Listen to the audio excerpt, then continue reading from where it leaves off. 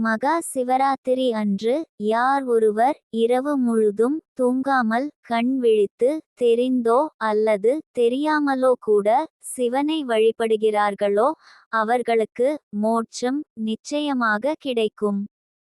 இதற்கு உதாரணமாக வேடன் ஒருவனின் கதையை பார்க்கலாம். ஒருமுறை காட்டுக்கு வேட்டையாட சென்ற வேடனை புலி துரத்தியது.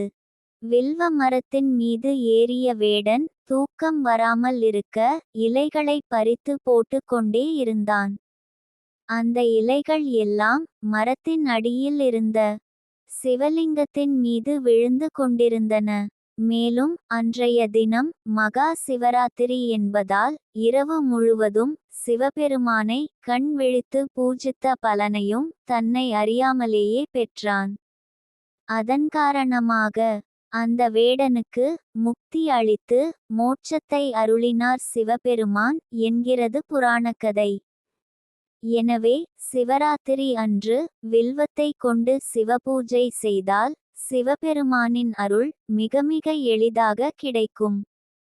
வில்வத்தின் துணை கொண்டு சிவபெருமானை எளிதில் நாம் அணுக முடியும். சிவராத்திரி அன்று ஆலயங்களில் லிங்கத்தின் மீது போடப்படும் வில்வ இலைகளை அர்ச்சகரிடம் இருந்து வாங்கி சட்டைப்பை அல்லது கைப்பைக்குள் வைத்து பாருங்கள். வில்வ இலைக்குள் தேங்கியுள்ள ஈசனின் அதிர்வலைகள் நம் உடலுக்குள் ஊடுருவும். அந்த அதிர்வலைகள் அபார சக்தி கொண்டவை. அது நம் உடலிலும் உள்ளத்திலும் பெரும் மாற்றத்தை ஏற்படுத்திவிடும்.